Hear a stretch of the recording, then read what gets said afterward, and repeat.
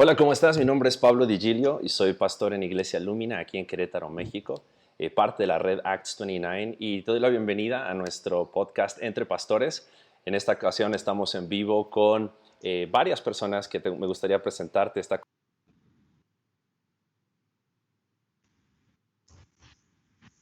Juan Hernández desde Barranquilla, Colombia, y también nos acompaña.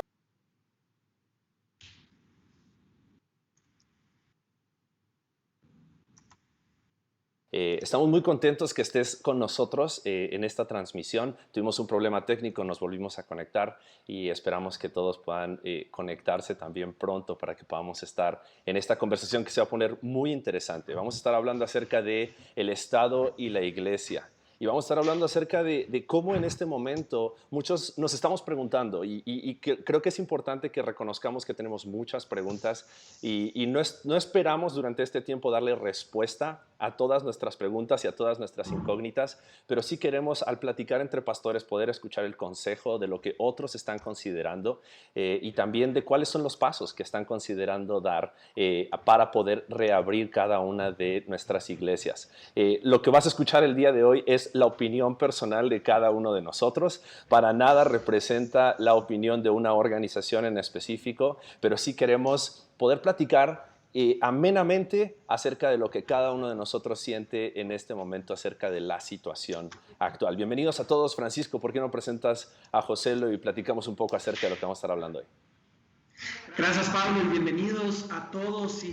Y qué gusto tenerlos acompañándonos en nuestro segundo episodio de Entre Pastores, organizado por Acts 29. Acts 29 es una familia global y diversa de iglesias que plantan iglesias. Y estas iglesias están caracterizadas por su claridad teológica, por su innovación misional, pero también por su involucramiento cultural.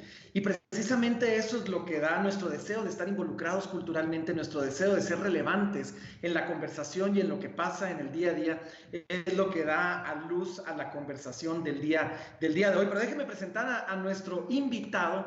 Joselo Mercado es oriundo de Puerto Rico, o como dirían allá, y corregime Joselo si me equivoco, Puerto Rico. Él es oriundo de Puerto Rico en el 2006 renuncia a su carrera en consultoría para ingresar al Colegio de Pastores de Sovereign Grace Ministries.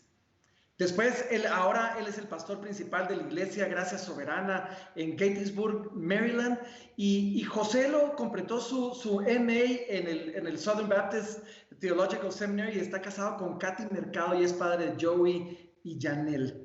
Ahora, Joselo es miembro del Concilio de Coalición por el Evangelio, presidente del Ministerio Reformados en Puerto Rico y ha escrito varios libros como Sabiduría y Poder, una exposición bíblica de los dones espirituales, y su otro libro, El matrimonio que agrada a Dios, cómo vivir el evangelio hasta que la muerte nos separe. Sin embargo, últimamente Joselo, pues lo hemos estado siguiendo muy de cerca desde que comenzó toda esta pandemia, sobre todo por una perspectiva que quizás pocos se habían atrevido a expresar, aunque quizás privadamente la sostenían, pero Joselo ha estado expresando una perspectiva de lo que es la iglesia, el Estado y cómo es su relación se ve ahorita complicada a la luz de la situación, de esa pandemia mundial por la que estamos pasando. Así que, sin más, Joselo, ¿por qué nos cuentas un poquito qué es lo que has estado pensando, cómo va, por dónde va tu mente y después vamos a ver, hacer lo posible ahí por bombardearte con preguntas para aclarar un poco lo que está pasando? Bueno, gracias Francisco y en verdad un privilegio poder compartir con ustedes. Tengo mayor de los respetos por Acts 29 y la labor que están haciendo en Latinoamérica. Me gozo de ir a diferentes lugares y ver iglesias plantadas con bases y teología que es similar a la que creemos y entonces es de mucho ánimo eso. Dijiste algo que mi esposa a veces me dice, pero ¿por qué tú te pones a decir estas cosas? Y ha sido en este tiempo, este tema un poquito complicado que realmente cuando sucedió todo esto en Estados Unidos, la fecha fue marzo 11, la fecha que como que marcó el comienzo de los cambios con la iglesia. Ese mismo día yo le dije a mi esposa, vamos a tener que aprender y estar dispuestos a ver cómo nos vamos a relacionar con el Estado porque las cosas van a cambiar. y ella me miró con un poco de sorpresa. Hablé también con mi pastor, que pastoreamos junto en la iglesia acá en Maryland, y también como que no lo podía ver, pero por alguna razón el Señor puso en mi corazón desde un comienzo que iba a haber un poquito de tensión y quizás un poco de diferentes perspectivas. Y creo que basado en Romanos 14, que es después de Romanos 13, que es el texto que nos dice que diferentes creyentes vamos a ver diferentes cosas en algunos aspectos. Este es uno de estos aspectos, pero yo creo que es importante que cada creyente piense profundamente cómo se relaciona la iglesia y el Estado. Y cuando hablo de la iglesia, no es simplemente una institución administrativa, sino que es el cuerpo de Cristo que se reúne en expresiones locales que representa a la Iglesia Universal. Cada expresión local de la Iglesia de Jesucristo es una expresión de la Iglesia Universal, y se reúne ese cuerpo con el Estado es de suma importancia porque dicta muchas cosas, cómo vamos a tomar decisiones en este tiempo. Finalmente quiero aclarar que yo no estoy abogando por desobediencia civil, eso no es lo que estoy diciendo, salgamos a las calles. Quizás algunas personas tienen que llegar a ese punto, pero tenemos que entender el tiempo que estamos viviendo. Es un tiempo único donde en diferentes localidades hace sentido que la iglesia quizás no se reúna por condiciones de salud. Para mí, lo que comenzó a causar un poco de inquietud en mi corazón fue que muchos creyentes comenzaron a comunicar que, basados en Romanos 13, la iglesia iba a dejar de congregarse.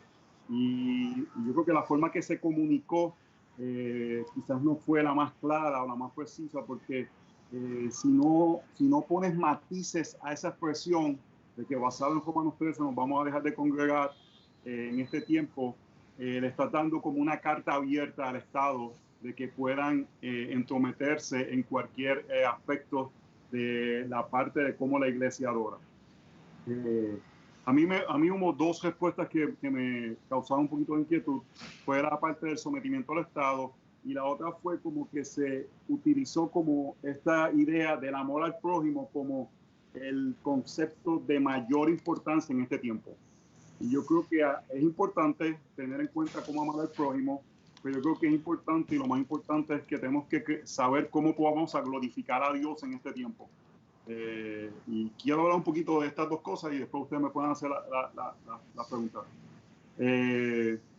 Nuevamente, pienso que pueden haber personas que difieren. Yo creo que la iglesia como institución y expresiones locales de la Iglesia Universal no se somete al Estado, coopera con el Estado. Y tú me puedes decir, bueno, Romanos 13 habla claramente de esto, Primera de Pedro capítulo 2 habla claramente de esto. Yo creo que en esos instantes el apóstol Pablo y el apóstol Pedro están hablando acerca de sometimiento del ciudadano, del individuo, y no de la iglesia. Yo creo que existen dos reinos, uno de los cielos y los reinos que son terrenales, y la iglesia como institución se somete al reino de los cielos. Entonces, ¿qué estaba pasando en Romanos 13 y en Primera de Pedro cuando Pedro está hablando sobre estos aspectos de someterse a la autoridad? Yo entiendo que los creyentes de ese tiempo estaban haciendo desobediencia civil. Mucha gente dice, imagínate, Pablo le dice a ellos que se sometan a los romanos, que esa gente tan terrible con la iglesia. ¿Cómo más nosotros nos vamos a someter ahora?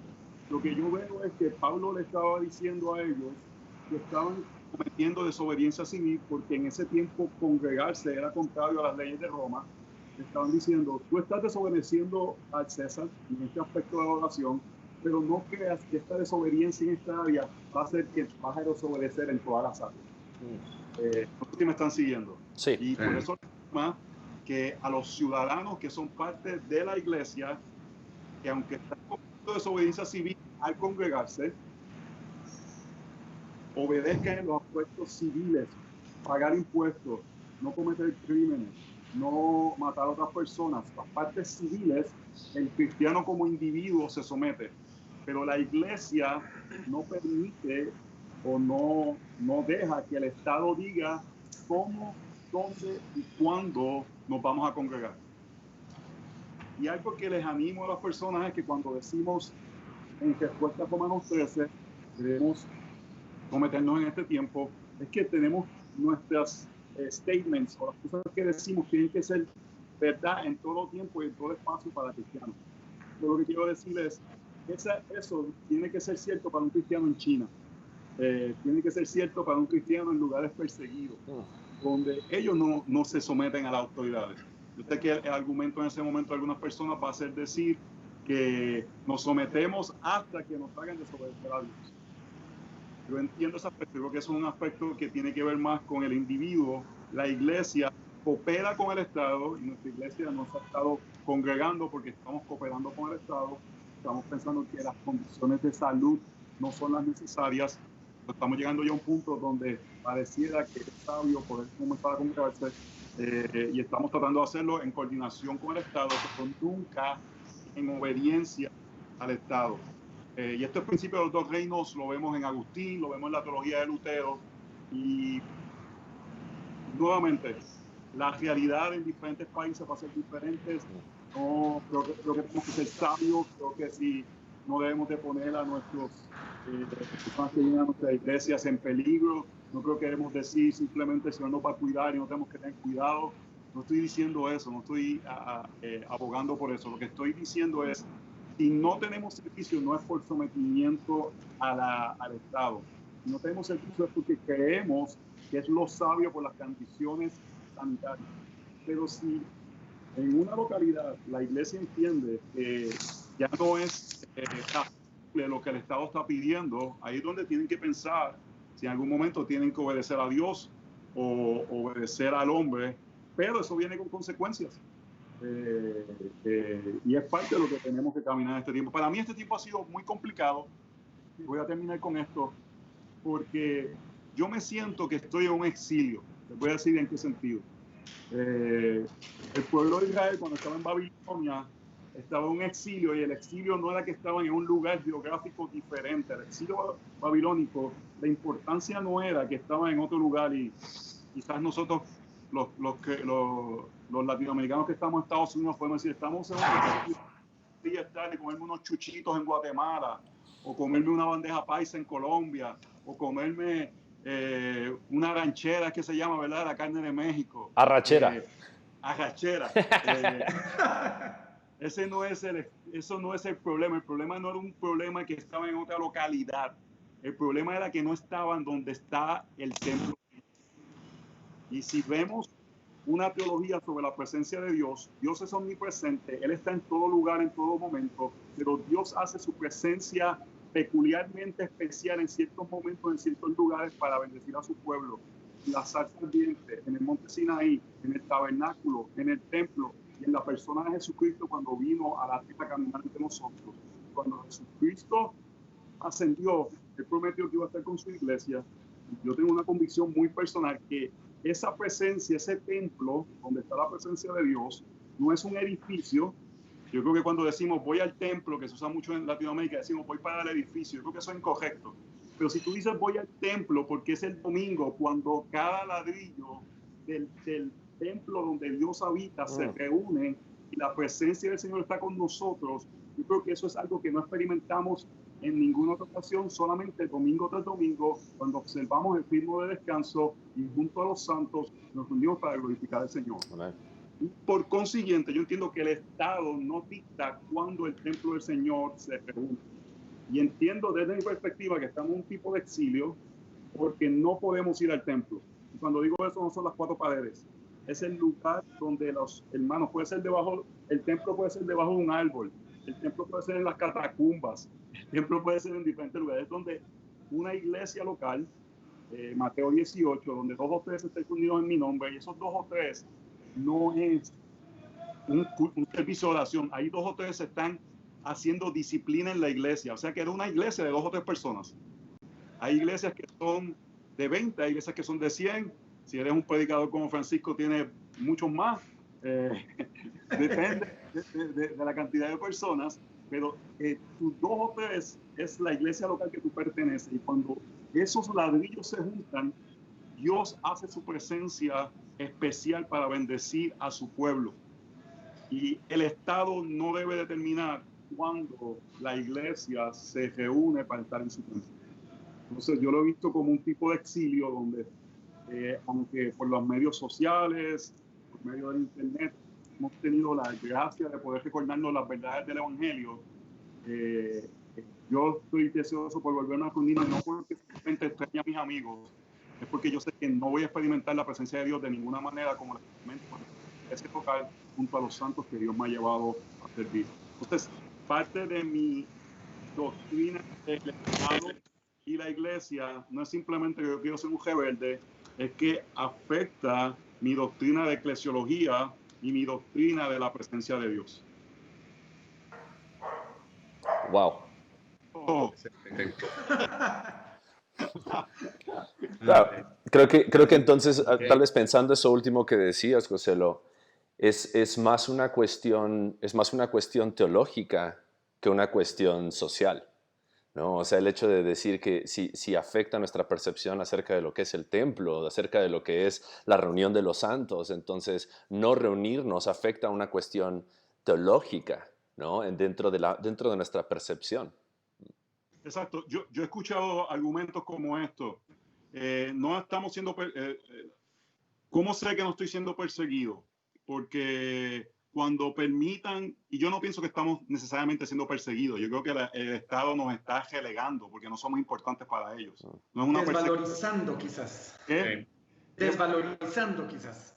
No tenemos valor, eso es diferente, no es una persecución, pero la gente dice, yo voy a medir si nos están persiguiendo si permiten a las personas ir al teatro o al cine, no permiten ir a la iglesia. Y un creyente que diga eso, digo, no entiende que eso es un entretenimiento y no es lo mismo.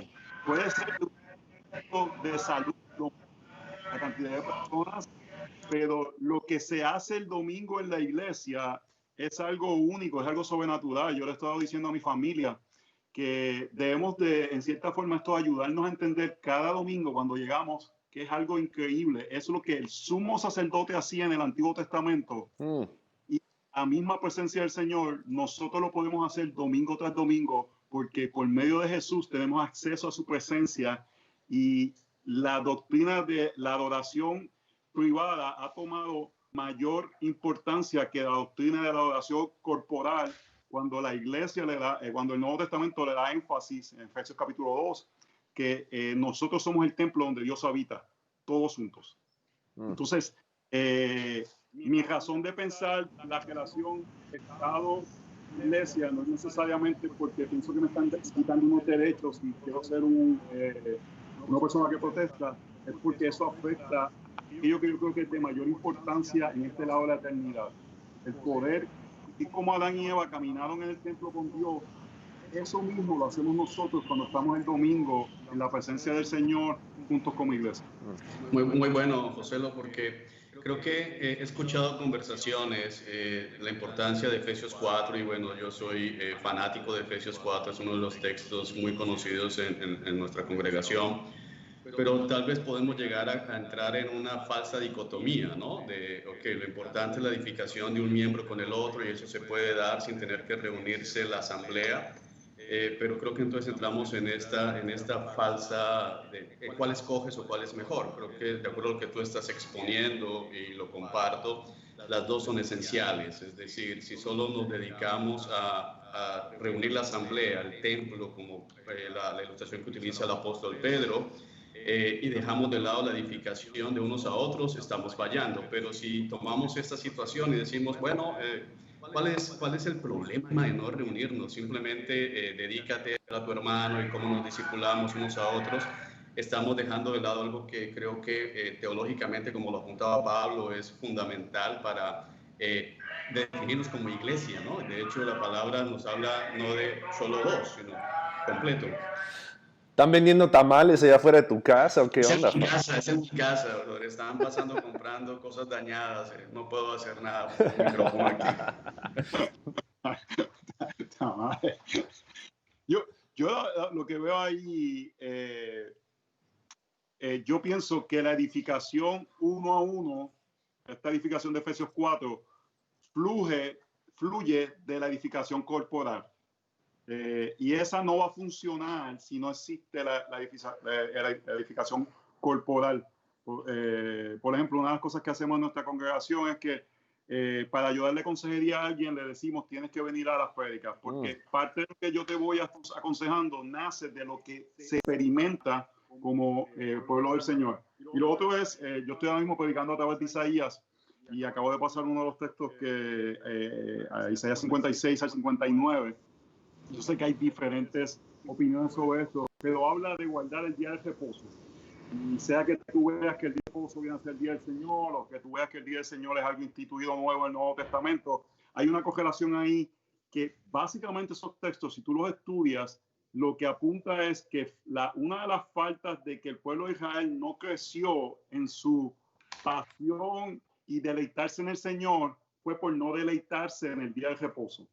Y yo creo que los creyentes hemos disminuido en ocasiones la reunión corporativa a este momento que estamos, recibimos algo motivacional, nos llenamos, lo vemos bien, aspecto bien personal, emocional, y nos vemos que ahí es donde el pueblo de Dios se reúne con Dios.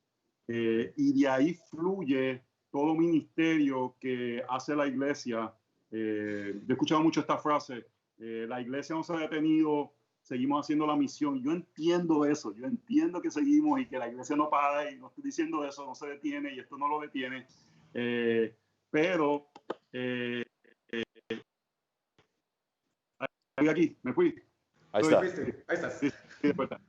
Pero tenemos que ver en cierta forma que aquello que Dios ha utilizado y ha prescrito para la edificación de su cuerpo, que ha sido la proclamación de su palabra por personas que no son perfectas, que predican el perfecto evangelio al templo del Señor, donde Dios habita en medio de ellos, es el medio principal para Dios edificar a su iglesia.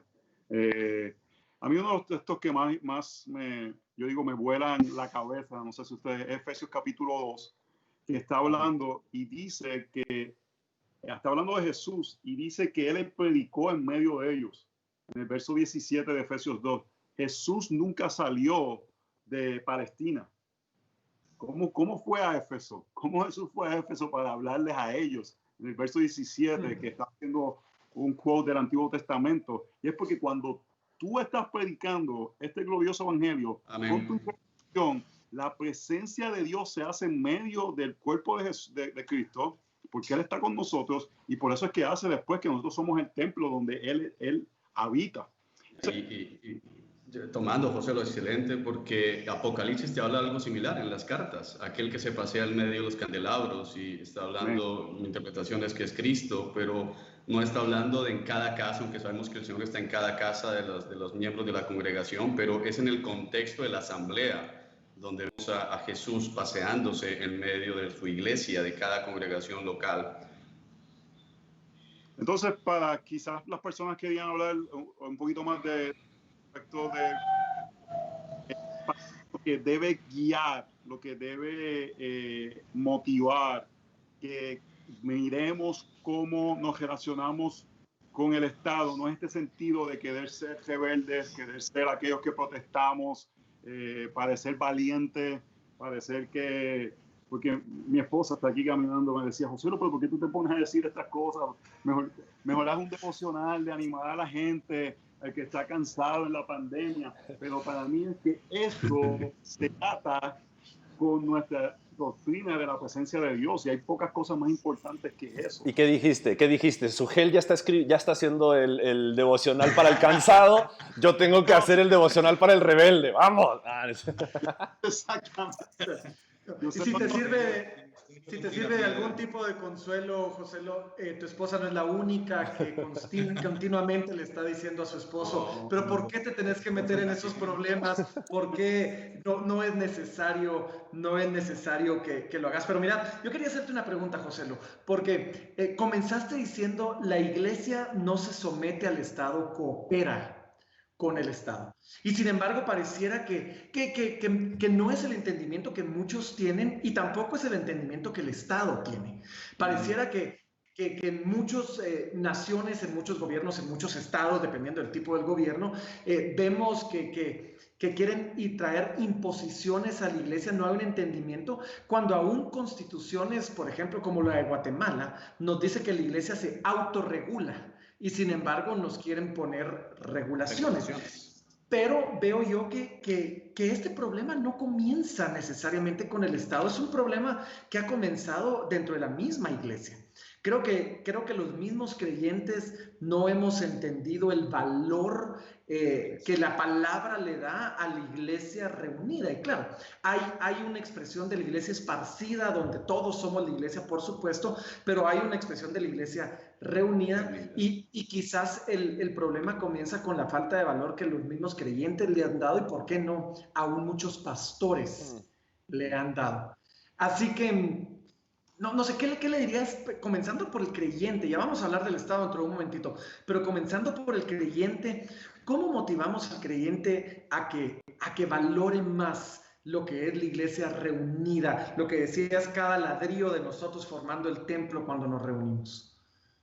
Sí, yo creo que cómo podemos apreciar más lo que pasa cada domingo es no leyendo tantos memes motivacionales y leyendo la escritura y leyendo textos de la presencia de Dios y lo que sucede. Esta mañana les puedo compartir, ha sido de los tiempos pasados sufrimiento en esta vida, pero estas últimas 11 semanas han sido de los momentos más difíciles de mi vida porque no puedo hacer aquello que es de mayor importancia.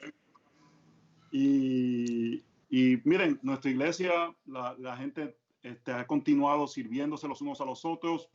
Financieramente no hemos visto afectado. Mi motivación no es porque no está entrando el dinero al arca, es la realidad de que cada domingo es preciado, cada domingo es importante. Y lo que yo le animaría es que no dejemos que nuestras filosofías de ahora dicten lo que es la iglesia y lo que hacemos cada domingo, sino que estudiemos la palabra del Señor. Esta mañana estaba estudiando Esdras y Nehemías porque mi corazón estaba muy cargado y estaba viendo cómo reaccionó el pueblo cuando regresó al templo, porque yo quiero en cierta forma emular ese tipo de reacción. Yo no quiero que simplemente nuestra iglesia se reúna para decir estamos otra vez juntos, mis amigos, sino que hay un verdadero, ok, Señor, ¿de qué tenemos que arrepentirnos ahora que podemos abrir tu ley nuevamente juntos? Sí. Hay un buen meme o un buen video circulando acerca de cómo va a ser el pastor el primer domingo que se reúnan, pero no lo voy a mencionar porque ya lo regañaste por eso hace un momentito. Sobre la plataforma, Francisco, ¿ya lo tienes preparado? Ya lo tengo preparado. Sobre los hermanos. Lo estoy ensayando. Ya tenemos el equipo de gente que va a recibir cuando me tire el púlpito, todo está listo.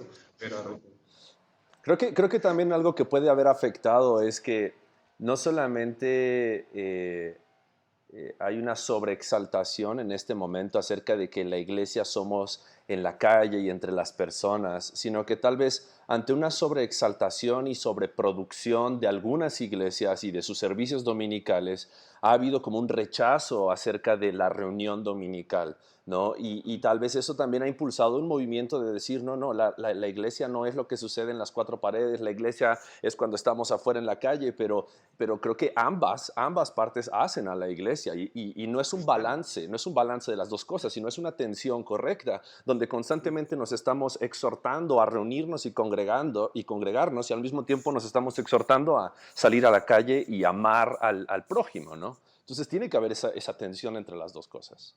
Mira, y Pablo está tocando la pregunta, José, Pablo se metió con algo importante que está circulando mucho, el amor al prójimo, cómo muestro amor a mis vecinos, cómo muestro amor a mis hermanos, y como que ahorita la idea es que amar es no congregarse, es como que amar es simplemente desestimar el valor de la asamblea.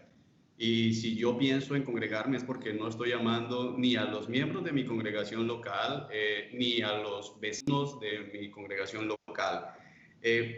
Hablábamos de algo y es cómo redimimos este verdadero amor al prójimo, porque hoy amar es mantener distancia de 2 metros, se ha redefinido el amor al prójimo y como decía Francisco, aún desde el seno de las propias congregaciones locales. ¿Cómo hablamos de esto, José? ¿Cómo redimimos el verdadero amor al prójimo en medio de esta situación? Sí, mira, nuevamente, yo creo que es un principio que tenemos que tener presente cuando estamos hablando de cosas, pero no podemos elevarlo al máximo principio. Y no podemos dejar también que sea la cultura que defina cómo amamos al prójimo en cada situación. Porque si decimos eso, pues mañana tenemos que aceptar el matrimonio o tenemos que hacer esto, porque el llamado a amar al prójimo es definido con lo que la cultura diga, sino que definimos amar al prójimo según lo que las escrituras dicen. Y quizás en momentos de la pandemia era claro que amar al prójimo era teniendo reuniones colectivas, pero la mayor forma que la iglesia ama al prójimo es diciéndoles, hay un lugar donde Dios habita de manera especial, y ese lugar donde la iglesia se reúne. Te invitamos a que seas parte de eso. Te invitamos a que puedas experimentar el mayor gozo y bendición que hay en este lado de la eternidad, que es ser parte del templo donde Dios hace su morada. Creo que no hay una mayor expresión de amor, que quizás en algunos lugares no es el momento para hacer reuniones virtuales, pero la motivación mayor no debe ser que la cultura nos vea en cierta forma. Hay muchos textos que ellos nos van a odiar. El mundo nos va a odiar por todas las decisiones que vamos a tomar. Así que eso no quiere decir que voy a hacer lo que me da la gana porque no me importa lo que la gente piensa. Pero no debe ser eso que debe controlar las decisiones que tomamos. La gloria de Dios y sometimiento a la palabra debe ser lo que debe guiar nuestras decisiones. Y yo creo, José, que lo que estás diciendo es tan importante, porque yo he tenido conversaciones con pastores que precisamente mucho de lo que los motiva es guardar el testimonio de la iglesia.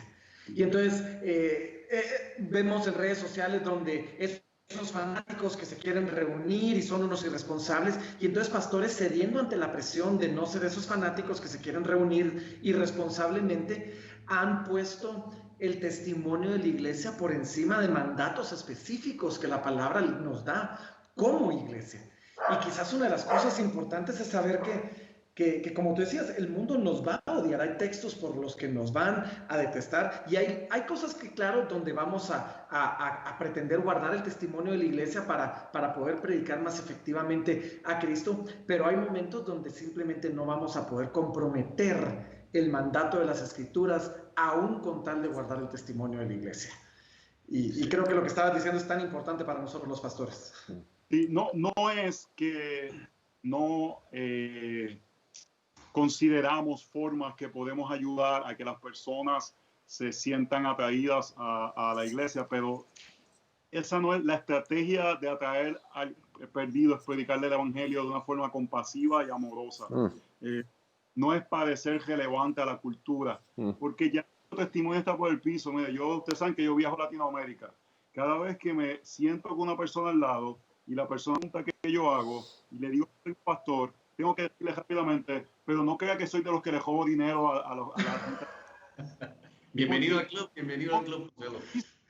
porque ya está por el piso. Entonces, en cierta forma, lo que podemos hacer es simplemente me va a dar testimonio. Yo creo que tenemos que ser sabios en este sentido, pero la razón por la que tú te quedas y no tienes tu servicio, yo pienso que es importante que no sea que tú digas que me tengo que someter a lo que diga el gobierno, sino porque si eso es verdad, tienes que casar matrimonios homosexuales quizás en 2 años, tienes que seguir ciertas regulaciones cuando ellos decidan que no quieras reunirte, sino que debe ser salir de un corazón de decir, yo creo que en este momento el Estado lo que está pidiendo es razonable y por consiguiente la iglesia quiere cooperar porque vivimos en esta sociedad que estamos representando. José, lo quiero jalar un poquito esa pita que tocaste ahorita, como para poner algo un poco más práctico a los pastores que nos están acompañando, que van a escuchar o van a ver este video luego. ¿En qué momento ya estoy dejando de cooperar con el Estado y he comenzado a violar el mandato bíblico como pastor que tengo de llamar a la asamblea a congregarse? Y como desde la perspectiva del miembro de la iglesia, ¿en qué momento es para ya tenemos que reunirnos? Voy a poner un caso muy específico en nuestro país. El gobierno ha estado insistiendo todos los días se van a reunir ya no abrir cines en junio, restaurantes, deportes vuelven, colegios vuelven en agosto, pero ha sido muy claro en decir, olvídense de tipo de reuniones sociales y esas reuniones sociales somos iglesia. ¿Qué debe hacer? Yo sé que apuntamos a conciencia, pero bíblicamente, porque creo que tú has apuntado a la parte teológica, ¿en qué momento ya dejamos de cooperar y estamos comenzando a desobedecer y dejar de hacer lo que tenemos que hacer? ¿Cómo lidiar con esto? ¿En qué momento? De una forma práctica. Es muy difícil decirte en cada lugar porque obviamente cada pastor conoce las realidades de su contorno.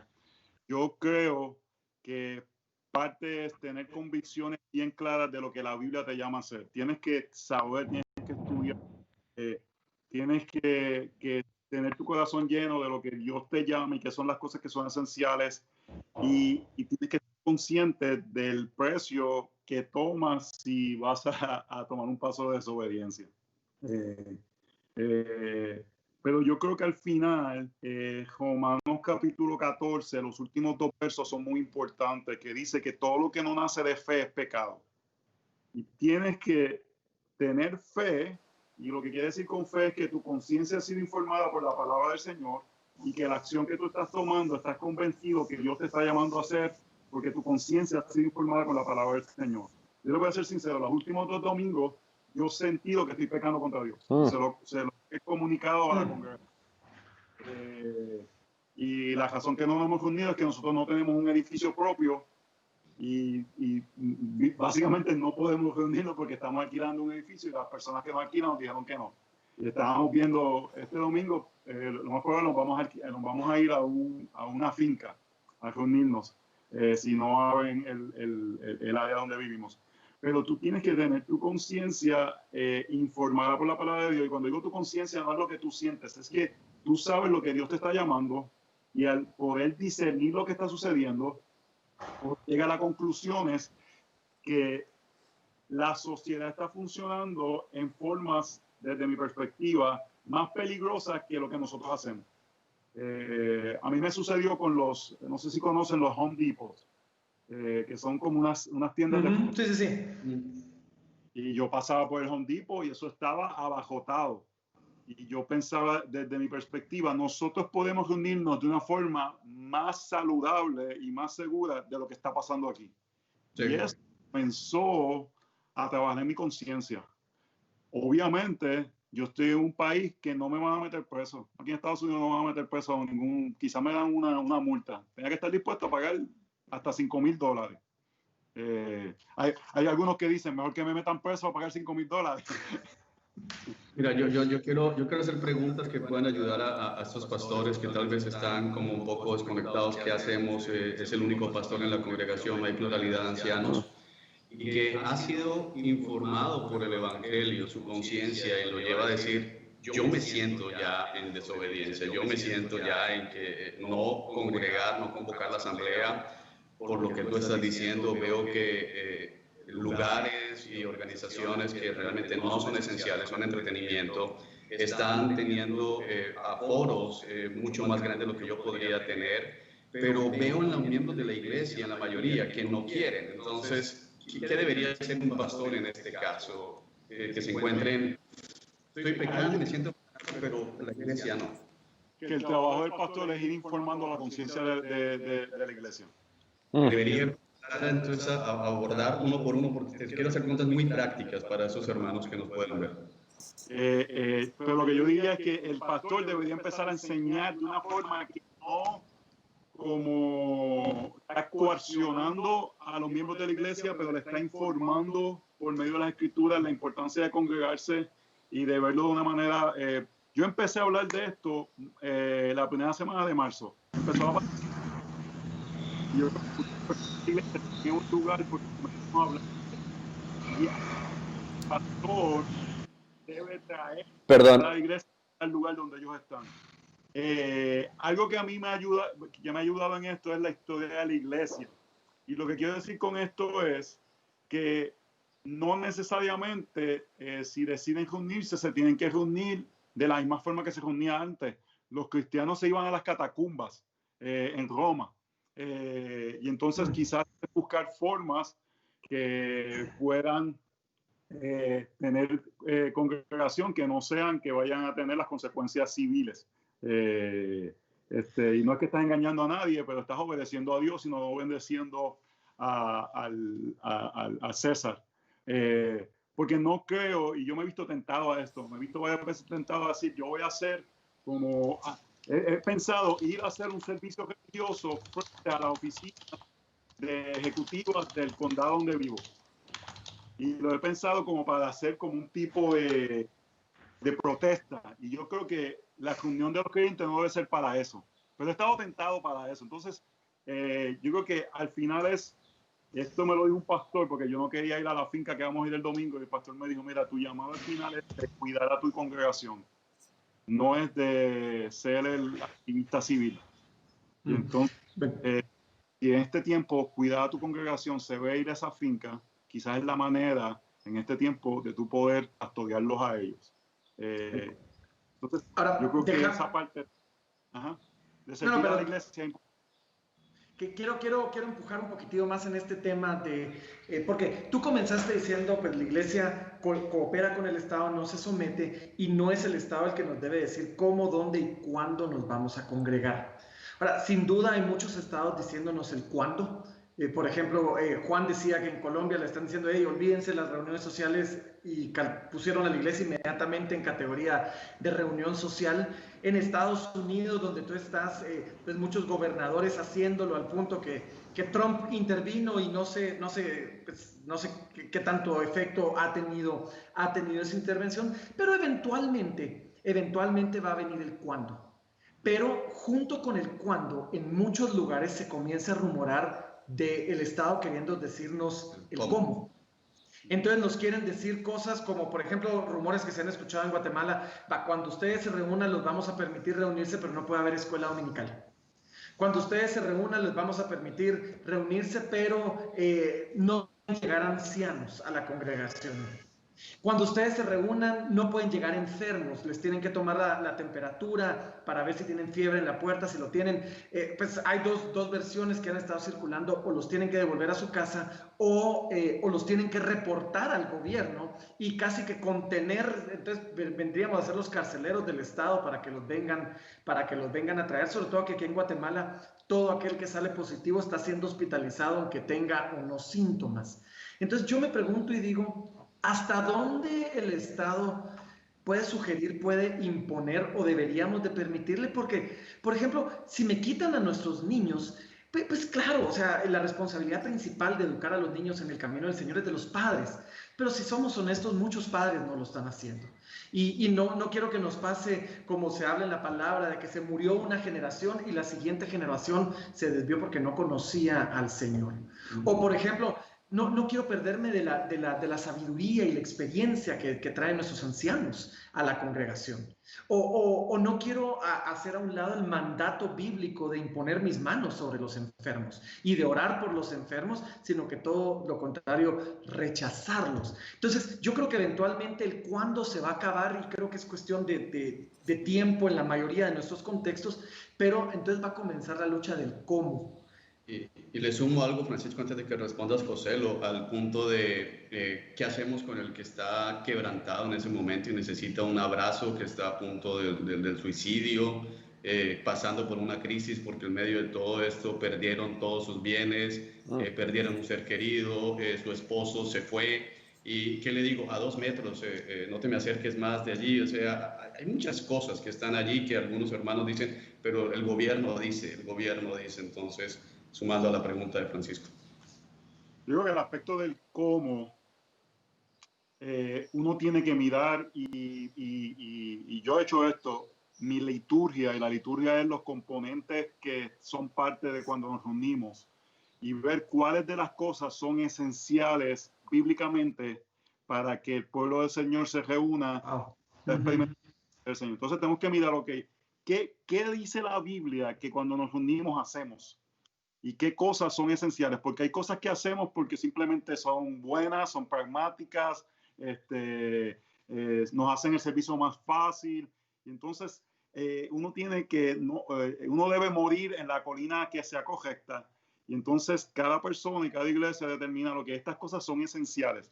Habiendo dicho eso, yo creo que nuevamente uno tiene que ser sabio con medio de todas estas cosas. Te voy a hacer personalmente. Nosotros, cuando comencemos, vamos a decirle a las personas de alto riesgo que si desean mantenerse en su casa por aspectos de su salud, que se mantengan, pero yo no voy a ser el policía de quién viene y quién no viene. Yo no voy a estar en la entrada, tienes que darme una identificación que tiene menos de 65 años, si no, no te voy a dejar entrar. Le animamos a que por su bienestar y el bienestar de los otros, hasta que las condiciones parecieran apropiadas. Y ahí es donde yo creo que cada pastor se debe convertir también en un exégeta de la cultura para poder determinar lo que está sucediendo. Una de las cosas que a mí se me ha hecho un poquito complicada es que mis estudios de maestría fueron en la ciencia que determina los diferentes modelos de pandemia. Yo estudié eso, yo estudié cómo se determina la cantidad de hospitales y recursos necesarios durante una pandemia. Yo soy ingeniero industrial con un trasfondo en maestría de Operation Research. Y entonces, pues yo creo que tengo un poquito más de visión de cómo la pandemia se está comportando, y eso no me ayuda porque ya yo sabía que en los Estados Unidos los números no son adecuados para retener a la iglesia a no reunirse. Pero lo que le animo a los pastores es que leer noticias, hace falta discernimiento de los dos lados. Tú necesitas discernimiento para poder discernir las noticias que son sensacionalistas y te quieren asustar, pero también tienes que tener discernimiento para las noticias que son como de teorías urbanas, de cosas que están sucediendo que no son verdaderas, para tú poder entonces tomar decisiones sabias y servir a la congregación, no porque simplemente vas a hacer lo que el gobierno te está diciendo, sino porque estás viendo lo que es sabio para la salud y el bienestar de la congregación. Yo le digo esto a la iglesia. Aquí hay un infectólogo de apellido Fauci, que se hizo muy famoso, no sé si lo han escuchado. Y yo le digo, Fauci no los va a amar más que el pastor Josué y el pastor Joselo. Nosotros los amamos con nuestro corazón y nosotros no vamos a querer exponerlos a ustedes en una situación que sus vidas se vean en peligro. Pero para tú poder decir eso, realmente tienes que conocer la realidad de lo que está sucediendo en tu región y con las personas que están en tu lugar. Te voy a dar el último consejo. Nosotros vamos a guardar distanciamiento social dentro de la reunión. Estamos diciendo, después de la reunión la gente puede hacer lo que quiera, pero dentro de la reunión vamos a guardar distanciamiento social porque no queremos que suceda un brote en nuestra comunidad y nos digan, ves que esta gente hace lo que da la gana, sino que podemos decir con buena conciencia, seguimos los consejos de los doctores para poder hacer la reunión de una forma responsable. Yo estoy diciendo, yo quiero hacer esto de una forma que sea responsable porque quiero cooperar con el Estado. Yo quiero cooperar con el Estado. Quiero hacer la reunión de una forma que no ponga la salud de los miembros de mi congregación ni de aquellos con los que nos relacionamos en peligro. Pero lo que va a hacer es sin violentar lo que Dios me llama a hacer y sin violentar los principios bíblicos de cuando... Hablando de la vida en peligro, porque estabas diciendo yo no quiero hacer nada que ponga la vida en peligro de nuestra gente, pues sin duda creo yo que hay una tensión bíblica ahí, porque el Evangelio en muchos contextos, en muchas ocasiones, nos va a llamar a poner nuestra vida en peligro por causa del Evangelio. ¿Dónde trazamos la línea? Y quizás es una pregunta compleja y muy difícil de responder, pero estamos hablando de cómo la iglesia es tan esencial, que dónde trazamos la línea de decir, hey, esto es tan esencial que vale la pena poner tu vida en peligro, o sea, no sé si ves por dónde voy. Yo le digo, nosotros vivimos en una realidad que es más riesgo constantemente. El riesgo es parte de vivir. No vivimos calculando probabilidades. El cristiano debe vivir en fe, pero la realidad es que calculamos probabilidades. Nosotros manejamos en la autopista porque la probabilidad de un accidente no es lo suficientemente alta para nosotros tomar esa decisión. No es lo mismo que alguien te diga, no, pero confía en Dios y tírate de un 10º piso. La probabilidad de tú matarte, de tirarte un 10º piso, es casi 100%. Lo que quiero decir con esto es que yo le digo a la gente, si tú tienes que medir que si estás tomando riesgos similares a venir a la iglesia y no vienes a la iglesia porque te puedes enfermar, quizás hay algo en tu corazón que no está funcionando bien. Porque para mí el congregarnos es tan esencial, más esencial que comer. Si tomo riesgos similares para alimentarme mi cuerpo, debo tomar riesgos similares para alimentar mi alma. Entonces esos son aspectos que tenemos que informar nuestra conciencia. ¿Qué riesgos tomamos en otras situaciones? Vamos a suponer, nosotros tenemos personas que tienen sistemas inmunológicos comprometidos. Esas personas, obviamente, hace sentido que continúen por medio de servicio en línea, desde mi perspectiva. Pero una persona, en Puerto Rico decimos gorda y colorada, eso quiere decir que está saludable. Hay muchos sanos últimamente por ahí. Pero, y en la cuarentena todos estamos gordos, no sé si colorados, pero... Yo no quise decir nada, Francisco. Gracias, pero en ese momento tenemos que decirle a la gente, sí, a mí me gustó la forma que MacArthur lo dijo la semana pasada. Ellos se iban, cuando Trump habló, MacArthur dijo que se iban a reunir y él dijo, aquellos que tengan mayor de cierta edad, lo vamos a dejar para ustedes decidan, los que están enfermos, pero si usted no está en esa categoría, yo lo espero en la iglesia el domingo. En cierta forma diciendo, yo creo que muchas personas están temiendo porque se han dejado meter temor de la prensa y los medios. No estoy minimizando la realidad de la pandemia, pero si tomamos riesgos para hacer otras cosas, yo creo que la iglesia debe tomar riesgos para poder congregarse, que es algo de vital importancia. Yo creo, José, lo que tú estás yendo un poquito a futuro, al momento que podamos congregarnos, es una conversación que hemos tenido por fuera y es, hoy se escucha mucho también la idea de que lo que debemos hacer para mantener la iglesia unida, hablando de las congregaciones locales, es el que quiera congregarse se congrega y el que no quiera no se congrega y no decimos nada. Pero creo que tú estás entrando en un punto que yo veo como la zona gris, como que esto no es en blanco y negro, hay muchas zonas grises y creo que estás apuntando a algo y es el qué hay en el corazón de aquel que decide no congregarse, porque si ya retomó su vida laboral y está yendo de lunes a sábado, se está montando en el transporte público, sus hijos están yendo al colegio, pero el domingo no quiere ir por miedo a contagiarse, creo que no podemos decir simplemente, vamos a amarlos así, sino ayudar y mirar qué hay en ese corazón, qué hay detrás de esa decisión. Entonces creo que hay mucha zona de gris y aún en lo que decías de mirar la región. Creo que para que seas práctico allí, porque hay tal vez pastores tomando decisiones por lo que decidió un pastor en Washington, como es tu caso, por lo que decidió un pastor en República Dominicana, con lo que está haciendo Miguel, con lo que está haciendo Sugel, Otto, pero creo que decías algo, tienes que ser un exégeta de tu región. Puedes de pronto tal vez profundizar un poquito sobre eso, creo que puede ayudar a los hermanos y cómo logran interpretar esa región, acercarse a más iglesias locales, ¿qué hacemos?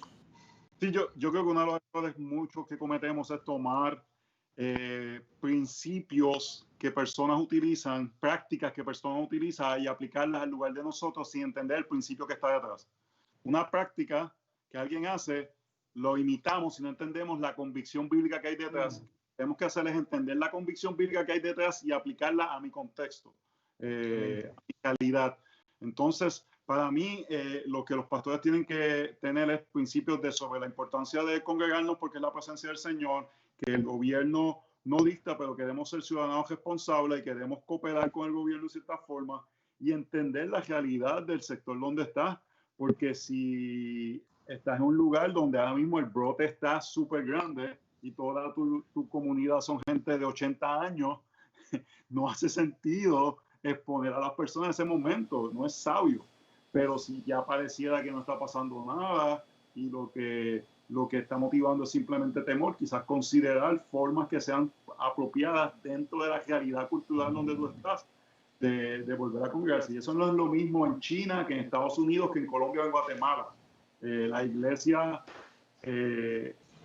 no es que se ajusta a los tiempos, pero las realidades hacen que practiquemos los principios de congregarnos en formas diversas.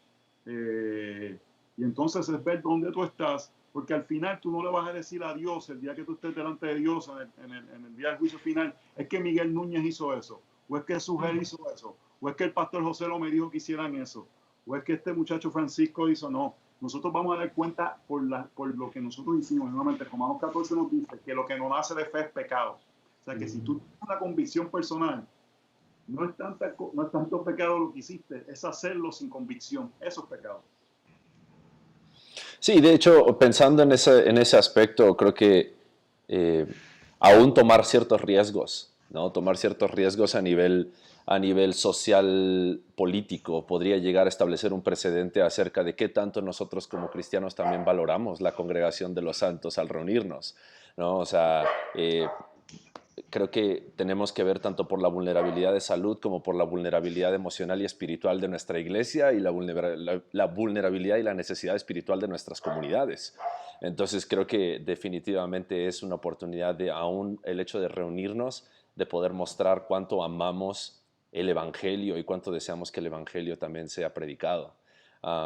Quisiera nada más tomar una pausa para poder hablar acerca de nuestro patrocinador el día de hoy. Lifeway está presentando este episodio también para cada uno de nosotros. José lo escribió un libro para Lifeway, también se llama El matrimonio que agrada a Dios.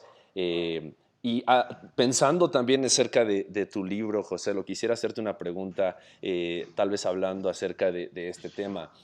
¿Tú consideras entonces que tal vez el hecho de poder reunirse en casas en un periodo de transición, en lo que tal vez el gobierno autoriza el tema de las reuniones congregacionales y públicas, pueda llegar a ser una oportunidad a través de la cual podemos obedecer el mandamiento de reunirnos, pero al mismo tiempo poder estar teniendo esa congregación de los santos, tal vez una familia, dos familias, reunirse juntos, partir el pan, adorar, estudiar la palabra? ¿Eso podríamos también considerarlo como una reunión congregacional?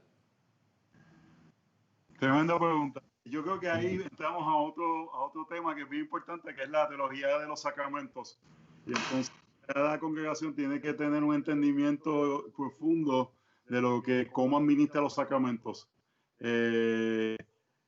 Yo soy de la convicción que los sacramentos son administrados por ancianos de la congregación, que son los que de esta forma ponen como una verja de quién puede participar y no participar, porque los sacramentos, aunque es una forma de experimentar la cercanía de nuestro Señor cuando nos congregamos y es un recordatorio de su sacrificio, también es una declaración de que estamos en el pacto. Uno de los aspectos principales de los sacramentos es decir, yo todavía sigo en el pacto porque la congregación me permite tomar el sacramento, no me ha puesto en disciplina.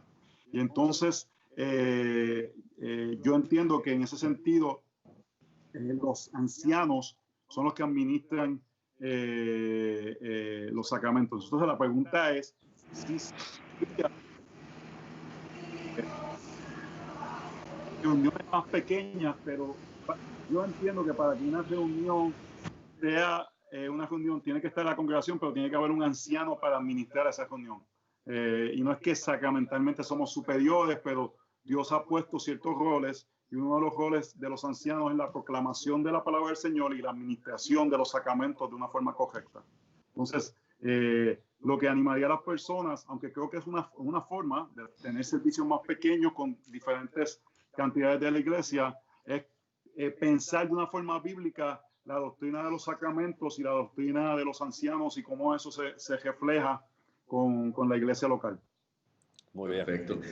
Respondiendo a una pregunta que vemos ahí en el chat, en la transmisión de Facebook, para que ampliemos tal vez, José, lo creo que lo hablaste superficialmente, pero para que no quede allí la inquietud, dice, bueno, ¿por qué tienen tanto enfoque en el edificio? ¿Por qué se gasta tanto dinero en el edificio? Creo que tú hablaste de que no importa dónde, pero pues tal vez porque veo insistencia allí en la pregunta, tal vez alguien esté pensando, bueno, lo que están ellos es queriendo estar en un edificio y reunirse en un edificio, tal vez para que lo aclares un poco, José. Sí, el edificio no importa. yo una de las cosas que digo, yo quiero cooperar con el Estado. Y si el Estado me dice, ahora mismo, o la data científica dice que reunirnos en un edificio no sería sanitariamente correcto, a mí no me importa. ¿Por qué? Porque yo me puedo reunir debajo de un árbol, yo me puedo reunir debajo de un puente, yo me puedo reunir donde sea, porque lo que hace el templo no es el edificio. Yo creo que una de las cosas que tenemos que corregir como creyentes en Latinoamérica es voy al templo. Si tú dices voy al templo, refiriéndote a las 4 paredes o a la estructura, eso no es el templo. Cuando la gente se va de allí, ese lugar es un edificio y tú puedes hacer lo que tú quieras en ese edificio. El templo es los miembros de la congregación, que son cada uno de ellos un ladrillo, donde los domingos cuando nos reunimos sucede algo sobrenatural, donde la presencia de Dios se hace especial en ese momento, como en otros momentos de la historia se hizo especial en el tabernáculo, en el templo, en la del Monte Sinaí. Entonces, no es que estamos obsesionados con usar nuestras facilidades porque gastamos dinero en obtenerlas.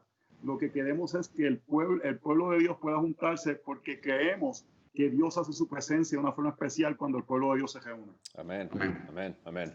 Tenemos que terminar con nuestra transmisión en esta mañana, pero agradecemos muchísimo a Joselo por haberse tomado el tiempo para poder estar con nosotros, para poder compartir a cada uno de los pastores que se han conectado esta mañana. Hay muchas preguntas más que tal vez podríamos llegar a abarcar y de las cuales podríamos hablar, pero esperamos que este tiempo haya sido de edificación.